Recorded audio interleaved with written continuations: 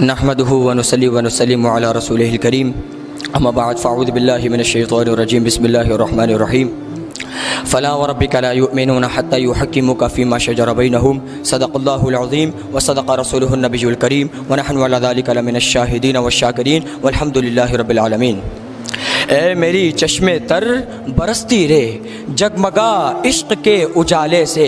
دونوں عالم میں مجھ کو پہچانے لوگ سرکار کے حوالے سے۔ معزز سامعین، میں نے آپ کے سامنے قرآن کریم کی ایک آیت مقدسہ پیش کرنے کا شرف حاصل کیا، جس میں اللہ تبارک و تعالی ارشاد فرما رہا ہے کہ اے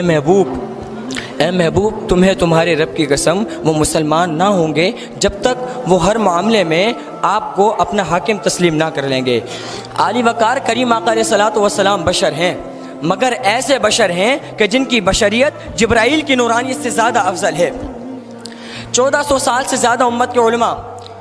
سیرت مصطفیٰ کو بیان کر رہے ہیں، شاعر تحریر کر رہے ہیں، لیکن اتنا عرصہ بیان کرنے کے بعد بھی یہی کہتے ہیں کہ لا یمکن الثناء کما کان حقہ بعد از خدا بزرگ توئی قصہ مختصر۔ معزز سامعین، اللہ تبارک و تعالیٰ ان لوگوں کو مخاطب فرما رہا ہے جو اپنے آپ کو کریم آقا علیہ الصلوۃ والسلام کا منگتا نہیں سمجھتے، جو مصطفیٰ کو مختار نہیں سمجھتے۔ فلا وربک لا یؤمنون حتی یحکموک فیما شجر بینہم، فلا وربک، اے میرے حبیب مجھے آپ کا رب ہونے کی قسم۔ صدر علی وقار اللہ تبارک و تعالی یہاں یہ بھی فرما سکتا تھا اے میرے حبیب مجھے اللہ ہونے کی قسم، مجھے رحمان ہونے کی قسم، مجھے رحیم ہونے کی قسم، مجھے کریم ہونے کی قسم، مجھے مرسلین ہونے کی قسم، مجھے تمام نبیوں کا رب ہونے کی قسم، مگر قربان جائیے ان جملوں کے۔ اللہ فرما رہا ہے اے میرے حبیب مجھے آپ کا رب ہونے کی قسم، وہ مسلمان نہ ہوں گے، وہ مومن ہو ہی نہیں سکتے جب مسلم نہ کر لیں۔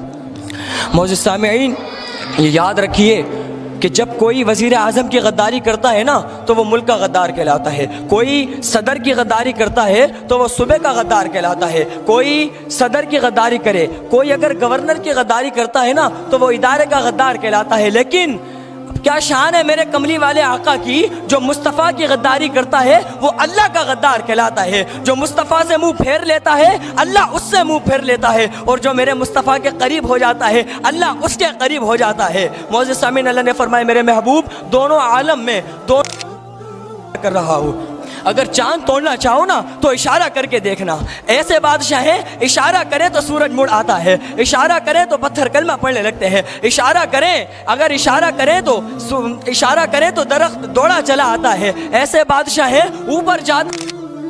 نیچے آتے ہیں تو مدینہ پاک پہنچتے ہیں، منگتا جاتا ہے تو سلطان بنا دیتے ہیں، فقیر جاتا ہے تو امیر بنا دیتے ہیں، ابو حنیفہ جاتا ہے نا تو امام اعظم بنا دیتے ہیں، عبد القادر جاتا ہے نا تو سیدنا غوث پاک بنا دیتے ہیں،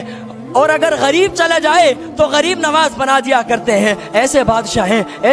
ہیں میرے کملی والے آقا، اگر کسی مردے کو آواز دینا، کسی مردے سے کلام فرمائے تو وہ بول اٹھتا ہے کہ یا رسول اللہ انزل حالنا، یا حبیب اللہ اسمع قالنا، اننی فی بحر غم من مغرق خذ یدی ساحل لنا اشقالنا۔ اس سے یہ معلوم ہو گیا کہ اللہ کی ساری خدائی کا بادشاہ میرے کملی والے آقا ہیں۔ یہ یاد رکھیے اللہ تبارک و تعالی نے محدود مدت کے لیے محدود لوگوں میں کسی نہ کسی کو بادشاہ بنایا، لیکن جب حسنین کے نانا کی باری آئی نا، جب سیدہ کے بابا کی بات آئی تو فرما دیا فلا وربک لا یؤمنون حتی یحکموک فیما شجر بینہم۔ اے میرے حبیب مجھے آپ کا رب ہونے کی قسم، میں قیامت تک اس کا ایمان قبول نہ کروں گا جب تک وہ آپ کو اپنے ہر معاملے میں آپ کو اپنا حاکم تسلیم نہ کر لے۔ حضرت آدم علیہ الصلوۃ والسلام نے حضرت شیس علیہ السلام سے فرمایا بیٹا جب میں جنت میں گیا نا میں نے جنت کے ہر دروازے پہ کریم آقا علیہ الصلوۃ والسلام کا نام تحریر دیکھا، میں جب جنت کے اندر داخل ہوا تو میں نے جنت کے ہر محل پر کریم آقا علیہ الصلوۃ والسلام کا نام تحریر دیکھا۔ یہ بات ذہن میں رکھیے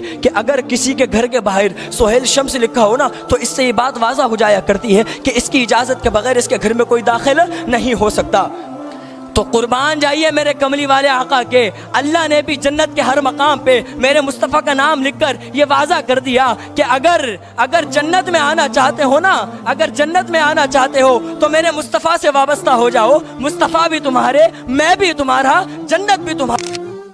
آ جاؤ دھوپ غم کی ادھر نہیں آتی، اور جن کو میرے سرکار بھیک دیتے ہیں مفلسی ان کے گھر نہیں آتی۔ وما علینا الا البلاغ المبین۔